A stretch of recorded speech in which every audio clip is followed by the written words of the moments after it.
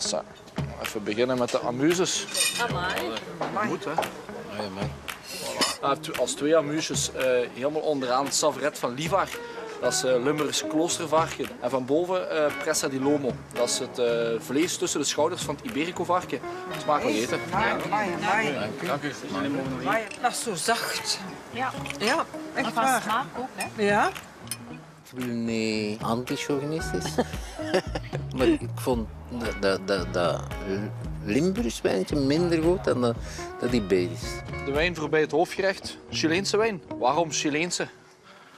Omdat ik dat lekker vind. Omdat jij dat lekker vindt. Voilà, nu zijn we er. Nee, we gaan zo dadelijk vis eten. Met een beetje vlees. En een klein zuurtje. En deze wijn heeft dat. Die heeft eigenlijk beide. Te koop in de Lidl aan €2,59 €. Koop jij niet? Onvoorstelbaar. Je ziet wel dat het gewoon is van met klanten om te gaan.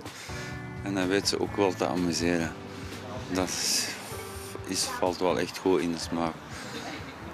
Ik denk dat dat uiteindelijk een ideale combinatie is. Ben in de zaal en Corina in de keuken. Dat is eigenlijk een combinatie die perfect werkt.